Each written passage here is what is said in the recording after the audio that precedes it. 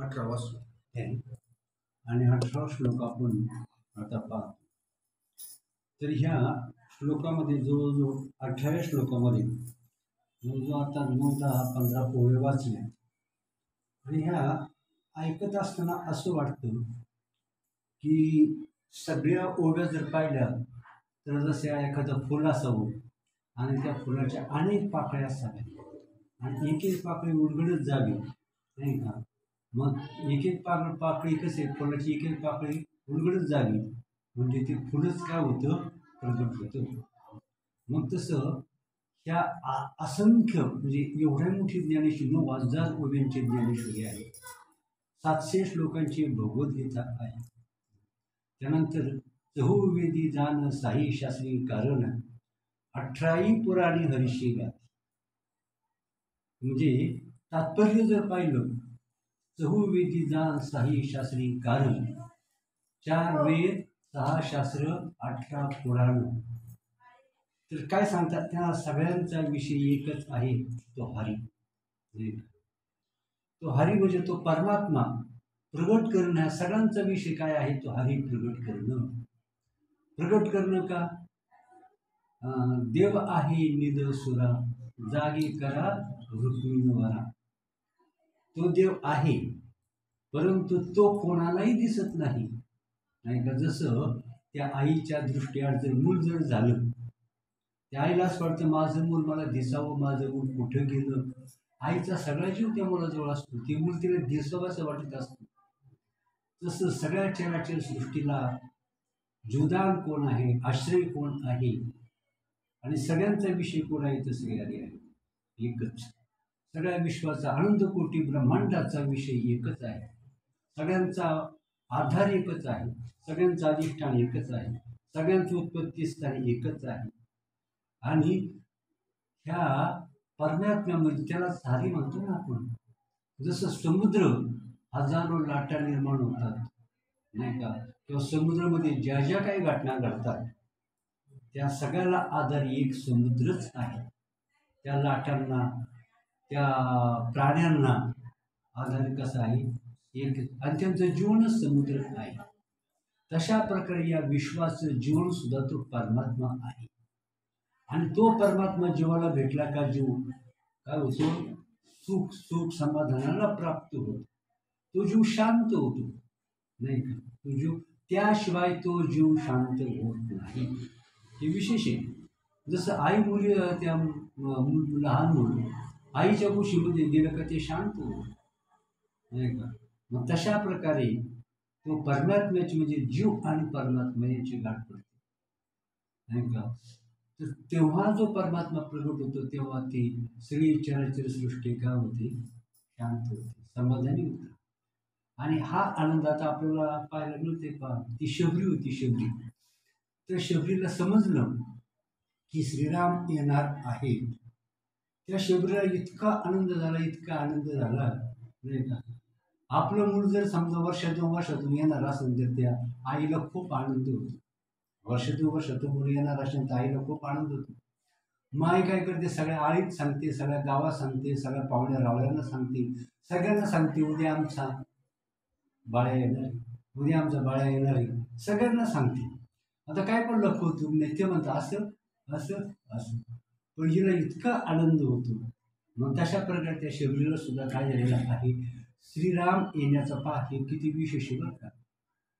त्या श्रीराम येणार, श्रीराम येणार, श्रीहरी येणार, देव येणार, नाही का म्हटल्यानंतर त्या शबरीला किती आनंद झाला. मग ती शबरी त्या आनंदाच्या भरामध्ये सगळ्या जगामध्ये फिरते आणि मग ती म्हणते, लतांनो सांगू का तुम्हा उद्या श्रीराम येणार, लतांनो सांगू का तुम्हा उद्या श्रीराम येणार, वनाला सर्व ह्या आता खरा आनंद होणार, नाही का. लतांनो सांगू का तुम्हा उद्या श्रीराम येणार. कोणाला सांगते शबरी, त्या झाडा झुडपांना, वृक्ष लता वेलींना, सगळ्यांना सांगते की आता सगळ्यांना म्हणते तुम्हाला आता खरा आनंद उद्याला होईल श्रीरामाला पाहिल्यानंतर, नाही का. मग तर त्या शबरीला जो आनंद झाला ते काय करते, त्या आनंद कसा असतो तर त्या सगळ्या जंगलाला ती त्या आनंद सांगत असते. मग असा जो परमात्मा आहे. मग आता आपण हा जो श्लोक वाचला किंवा ह्या ज्या ओव्या वाचल्या, या सगळ्या ओव्यांचं सार जर आपण पाहिलं तर श्रीहरीच आपल्या स्वमुखानं सांगतात. सगळ्या ज्ञानाचं ज्ञान ते सांगतात. ते काय सांगतात, त्यांनी ती एक ओवी आलेली याच्यामध्ये, तर ह्या विश्वश्रियेचा भरता मीच गा पंडू सुता, मी गोसावी असे समजता त्रैलोक्याचा. ह्या जगाचा आधार मीच आहे एकटा, आनंद कोटी ब्रह्मांड नाही करणार. ह्या जगातल्या पशुपक्षा सगळ्या प्राण्यांना, या सगळ्या चरित्र सृष्टीला, या सगळ्या मनुष्य प्राणी देव देवतांना आधार कोण आहे तर मीच एकटा आधार आहे. मी सगळ्यांचे उत्पत्ती स्थान आहे. सगळ्यांचा पालन करता मीच आहे आणि सगळ्यांचा संवाद करता मीच आहे. नव्हे नव्हे या सगळ्यांच्या मध्ये मीच एकटा आहे आणि माझ्या एकट्यामुळं ही सगळ्या सृष्टी काय झालेली आहे तर प्रगट झालेली आहे, कार्य करीत आहे, नाही का. माझ्या एकट्यामुळं. आता आपण पाहतो एक लाईट आली, लाईट आली का काय होतं, फॅन सुरू होतो, ट्यूब सुरू होते, टी व्ही सुरू होतो, सगळी उपकरणं सुरू होतात. लाईट आली का सगळी उपकरणं सुरू होतात, फ्रीज म्हणा, टी व्ही म्हणा, मग काय असेल ती सगळी उपकरणं सुरू होतात. आणि लाईट गेली का सगळी उपकरणं बंद पडतात.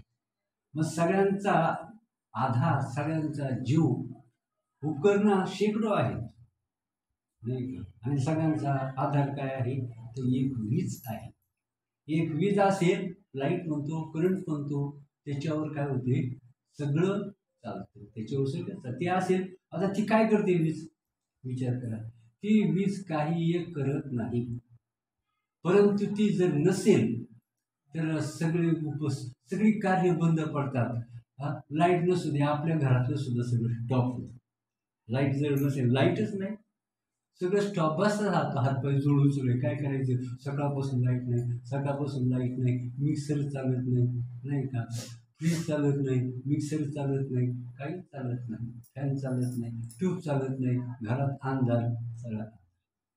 म्हणजे आज खरंच जर लाईट जर पाहिलं, सगळ्याचा आजचा जर पाहिला तुम्ही काय आहे, लाईट सगळ्याचा आला आहे. पण त्याच्यापेक्षा आपण जर खरं जर सत्य महान तत्व जर पाहिलं आणि हेच कळणं, हे तत्व जेव्हा आपल्याला समजतं, हे तत्व जेव्हा आपल्याला प्राप्त होतं, ह्या तत्वाशी जेव्हा आपलं ऐक्य होतं, तेव्हा ह्या आयुष्याचं सार्थक होतं. जो मुक्कामाचं ठिकाण, नाही का, भगवंतांनी सांगितलं का हे माझं निजधाम आहे, नाही का. यद न तद भासयते सूर्यो न शशांको न पावकाः यद्गत्वा न निवर्तन्ते तद धाम परमं मम. आणि ते स्थान म्हणजे मला, माझं जे स्थान आहे, माझं स्थान आणि मी एकच आहे. परमात्मा आणि वैकुंठ काय वेगळं आहे का, एकच आहे. निजधाम परमात्मा, वैकुंठ जगाचं उत्पत्ती स्थान, जगाचं विश्रांती स्थान, नाही का. आणि जग तिथूनच निर्माण होतं आणि शेवटी सगळ्या जगाचा लय तिथंच होतो. तर अशा प्रकारचं ते स्थान, तो मी आहे. हे ज्ञान होणं म्हणजे परिपूर्ण जीवन झालं. त्याला काही करणं राहत नाही, त्याला काही मिळवणं राहत नाही, त्याला काही दुःख राहत नाही. परिपूर्ण सुखी आनंदी समाधानी तो केवढा होतो, नाही का. अनुरेणुया तो कडांतो का आकाशा एवढा. आणि आता मग आपण सुद्धा आपलं खरं स्वरूप कसं आहे, नाही का. तुकाराम महाराजांनी सांगितलं अनुरेणुया तो कडांतो का आकाशा एवढा. मग तुम्ही सुद्धा कसे आहात, तुम्ही सुद्धा आकाशापेक्षाही मोठे आहे. ज्ञानदेव कुसे निवृत्तीशी चाळ गगना होणे वाढ नाम आहे. मग ते नाम केवढे, नांदतसे नाम आकाश पाताळी, नांदतसे नाम आकाश पातळी, सर्व भूमंडळी सर्व काळ. नाही का. हे नाम कसं आहे तर त्याला विश्वंभर त्याला म्हणतात. विश्वामध्ये म्हणजे जेवढं विश्व आहे, अनंत कोटी ब्रह्मांड आहेत, त्या सगळ्यांना पुरून उरणारं ते आत्मतत्व. केवढं आत्मतत्व आहे, आश्चर्य बरं का मोठं. अर्जुना मी नसे आईसा कवना ठाऊ असेल, प्राण्यांचे दैव कैशी न देखती मात. नाही का. परमेश्वराला जो पाहतो त्याचं दुःख संपतं, त्याचं जन्ममरण संपतं, त्याच्या यातना संपतात, त्याच्या सगळ्या संग्रहातून सुटका होते आणि सर्वानंदाला प्राप्त होतो. आणि तो नाही का पूर्ण तो साक्षात परमेश्वराला पाहणारा परमेश्वरच होऊन जातो. नाही का. त्याला जो पाहतो नाही का, राजाला पाहणारा राजा होत नाही, होतो का.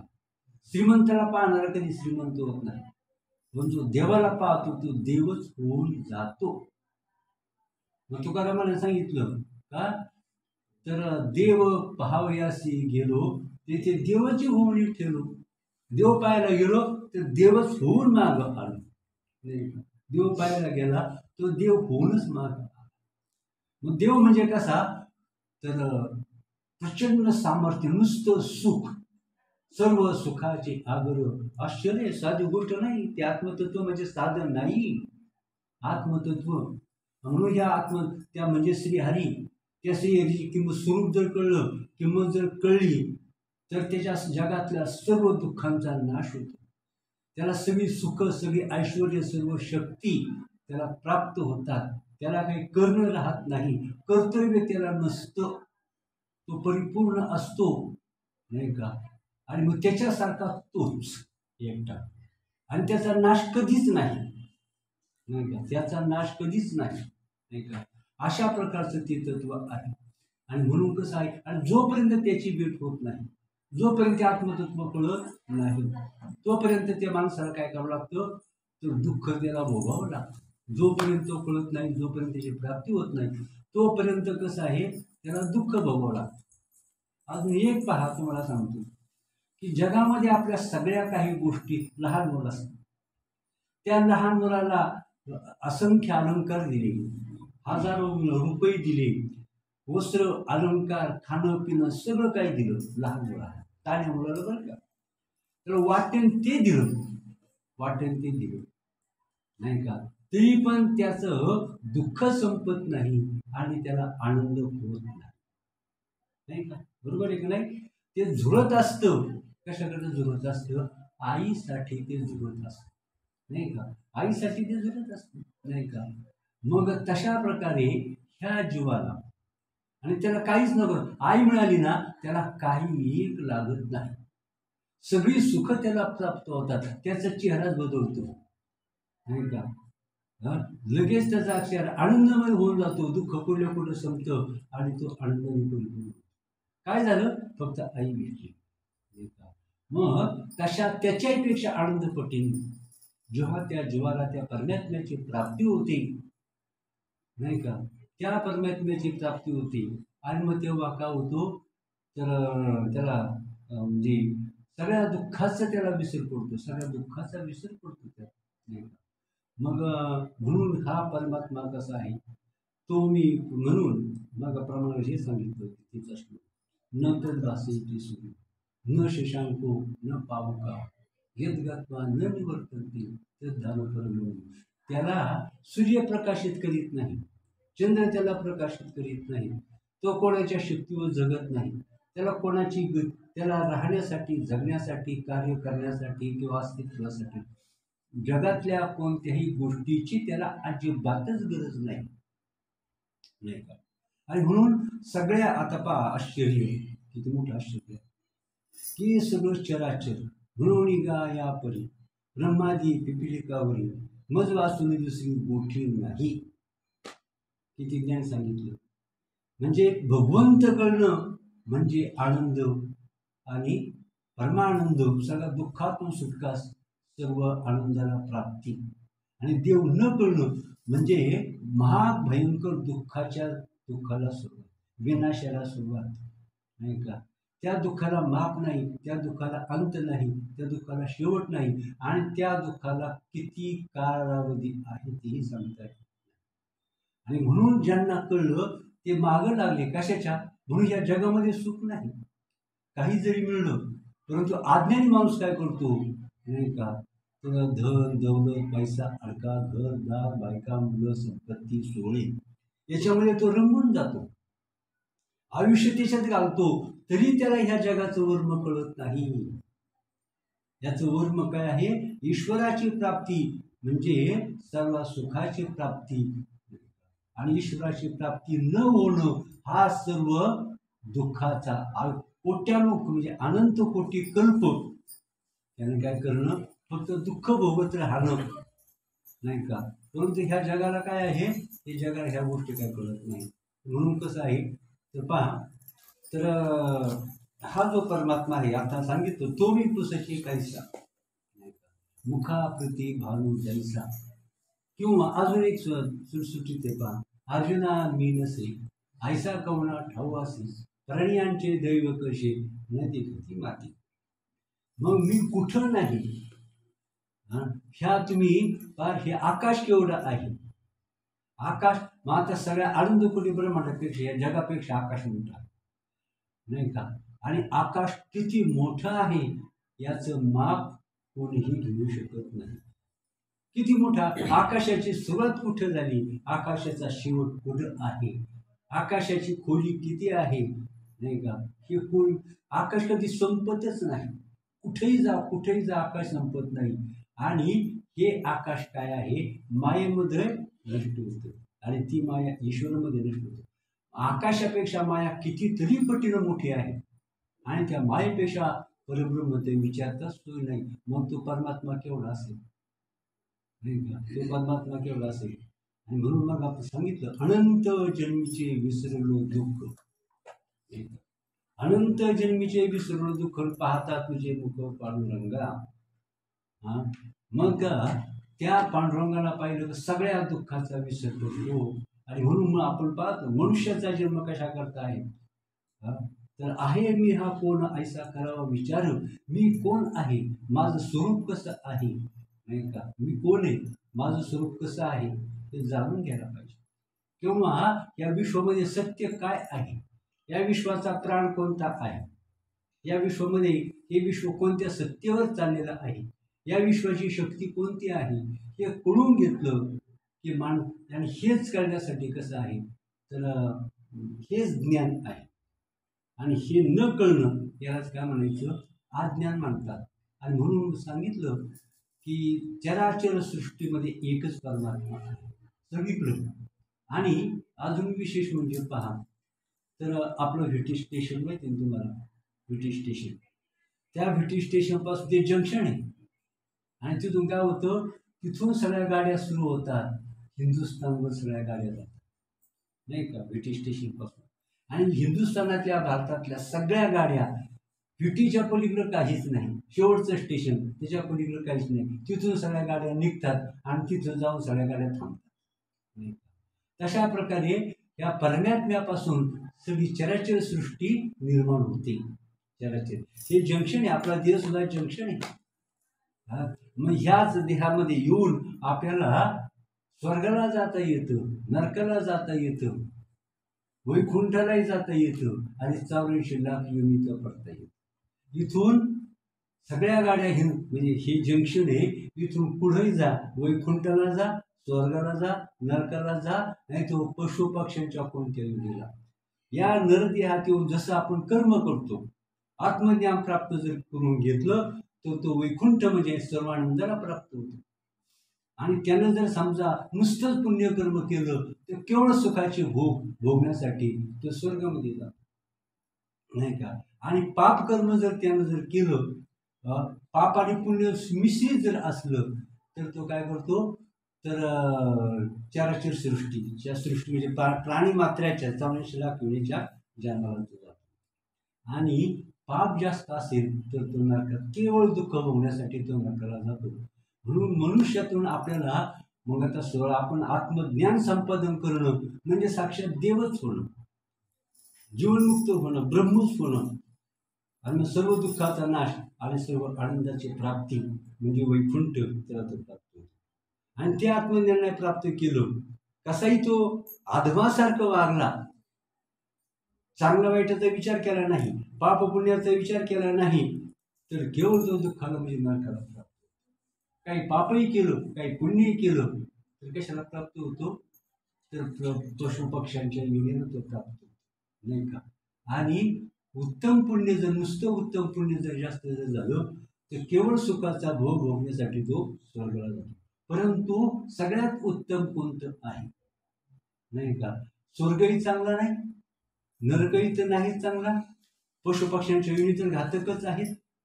तर जगामध्ये सर्वोत्तम काय आहे, तर वैकुंठ म्हणजे आत्मज्ञानाला प्राप्त होणे, नाही का. मग मनुष्य जन्मात येऊन काय करावं, तर एक आत्मज्ञान प्राप्त माणसाने करावं, नाही का. आणि म्हणून आता श्रीहरींनी सांगितलं, काय सांगितलं, कपा म्हणजे सगळ्यामध्ये तो त्या परमात्म्याशिवाय जगाचं पान हलत नाही, आपल्या देहाचं काही चालत नाही, आपल्याला काही करता येत नाही. भगवंतांनी तर सांगितलं सगळं जग आहे ना, तो तुम्हाला माहिती पाहता भगवंताच्या असण्यानं सगळं काही सृष्टीची व्यवस्था, चंद्र, सूर्य, अग्नी, वायू, ह्या सगळ्या देवता, चराचर सृष्टी, सगळ्यांना भगवंताच्या आज्ञेचं पालन करावं लागतं. आणि त्याच्या आज्ञेचं पालन, नाही का, त्या सांगितलंय, म्या बोलविल्या विदू बोले, म्या चालविल्या सूर्य चाले, माझ्या आज्ञेनं सूर्य चालतो, माझ्या आज्ञेनं वायू हालतो, सगळं काही माझ्या आज्ञेनं चालतं. आता उदाहरणार्थ एखादा कंपनी, त्या कंपनीमधले साहेब असतात, ते साहेब कुठंतरी नुसते बसलेले असतात, साहेब काही काम करत नाही, काय नाही काय नाही काय नाही, नुसते कंपनीमध्ये बसलेले असतात. तर त्या साहेब कंपनीत असले ना, सगळा कामगार वर्ग आपापली कामं पद्धतशीर करत असतो. सगळं कामगार वर्ग असतो, कोणी मेकॅनिकल असतील, कोणी क्लार्क असतील, कोणतं आपली सगळी कामं जिथले तिथं, कोणी कामामध्ये जागेवर उठत सुद्धा नाही, एकाग्रतेने काम करतात. आणि साहेब जर नसले ना तर सगळे टंगळ चालतात. मग साहेब काय करतात, साहेबाच्या नुसतं असण्यानं सगळी काय करतात, सगळे कामगार वर्ग आपलं काम पद्धतशीर करतात. आणि साहेब तर काहीच करत नाही नुसते असल्यानं. तसं त्या ईश्वराच्या असण्यानं काय असतं, तर सगळी चराचर सगळं म्हणजे पशु पक्षी प्राणी सगळ्यांना काय आहेत, तर ईश्वराच्या आज्ञाप्रमाणे आहेत. आणि पाहता आपला तो ते म्हणतात का मी सगळ्या जगाचा जीवच आहे, नाही का. अग्नी माझ्यामुळं कार्य करतो, वायू माझ्यामुळं वाहतो, प्राणी माझ्यामुळं जगतात, प्राणी माझ्यामुळं, प्राण्यांना अस्तित्व माझ्यामुळं आहे. म्हणजे यासाठी आपल्याला थोडंसं एक आपलं उदाहरण पाहता येईल, महाभारतातलं सुंदर उदाहरण आपल्याला पाहता, नाही का. तर महाभारताचं युद्ध चालू होतं, 18 दिवस ते युद्ध चालू. आणि भगवंत काय होते, अर्जुनाच्या रथाचे सारथी होते. कुठे गंमत आहे बरं का. तसा हा रथ सुद्धा कसा आहे, हा देह सुद्धा एक रथ आहे. हा देह काय आहे, रथ आहे. इंद्रिय या रथाचे घोडे आहेत, इंद्रिय काय आहे, या रथाचे घोडे आहेत. आणि आत्मा हा या रथामध्ये रथी आहे. आणि जीव काय आहे, या रथाचा सारथी आहे.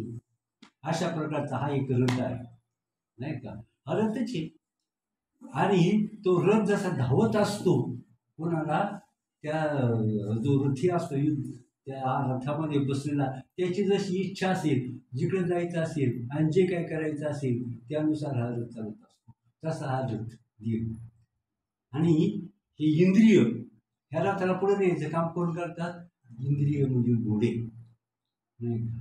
हा रथ चालवण्याचं काम कोण करतो, जीव. जीवाच्या आज्ञेनं हा रथ चालत असतो. तो जर म्हटला तमाशाला जायचं, हा रथ निघालाच तमाशाला. कीर्तनाला जायचं, हा रथ निघालाच कीर्तनाला, नाही का.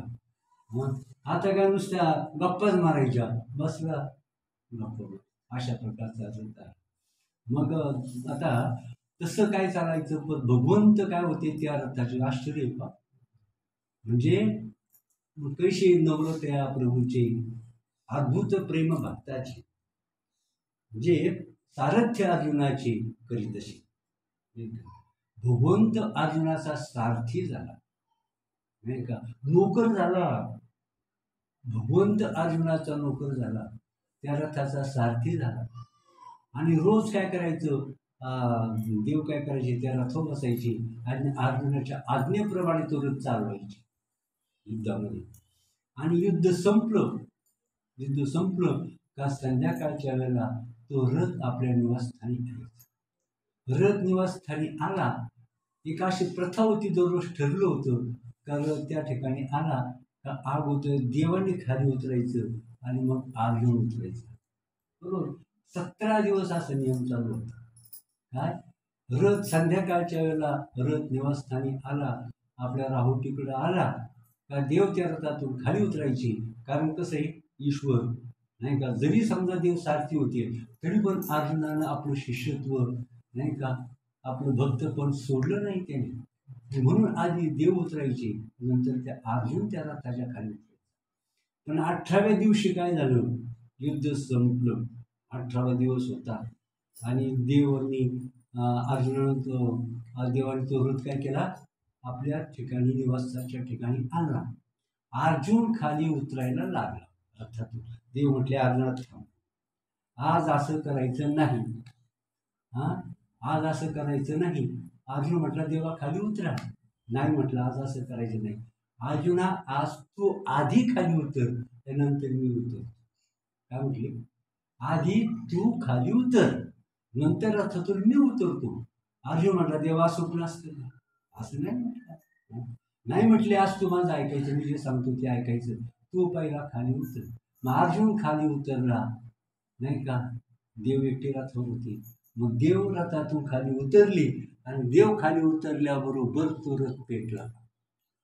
तो रथ काय झालं, पेटला, धड धड धडाधड धडाधड पेटला. अर्जुन पाहतच राहिला. अर्जुन देवाला विचारलं, देवा हे काय भानगड अशी, रोज असा आपण रथ आणतो पण हा कस काय पेटला. म्हणे अरे 18 दिवसांचं युद्ध झालं, हिच्यावर म्हणजे अति जबरदस्त अशा प्रकारच्या शस्त्रास्त्रांचा या रथावर मारा झाला.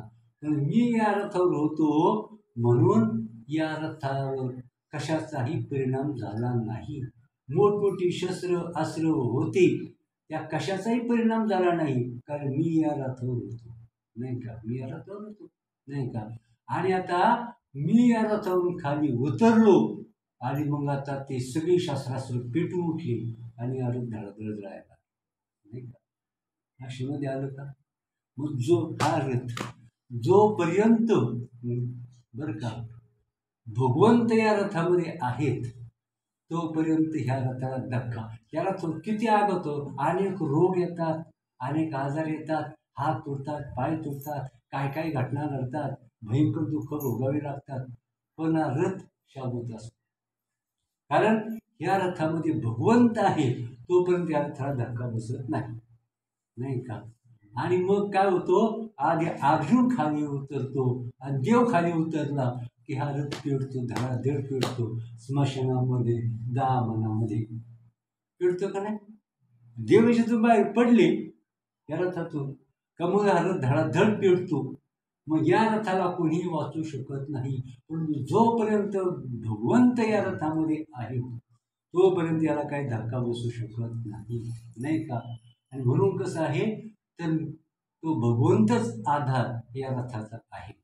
आणि मग आता भगवंताने अजून सुद्धा अनेक प्रकारे सांगितलेलं आहे की आणि सगळ्या शास्त्रांचं सांगणं काय आहे. तर सुरुवातीलाच आपण ते प्रमाण घेतलं. कोणतं प्रमाण घेतलं तर 18 पुराणांच्या पोटी नाही नामाविनोटी किंवा 4 झालं काही शास्त्रीय कारण म्हणजे सगळ्या 4 वेद 6 शास्त्र 18 पुराणं सगळ्या संतांचे अवतार देवाचे अवतार सगळं एकीकडे जगाचे व्यवहार चालू आहे. जगाचं पोटा पाण्याचे कामधंद्याचे पैसा अडका घर धंदा काहीतरी याचे हे व्यवहार चालू आहे. एकीकडे हे क्षेत्र आहे नाही का जगाचं आणि दुसरं एक क्षेत्र आहे साधू संतांचं जग. या जगामध्ये 2 क्षेत्र आहेत. एक साधू संतांचं क्षेत्र आहे आणि ह्या जगाचं क्षेत्र आहे. या जगाचं क्षेत्र पोटा पाण्याचं आहे नाही का.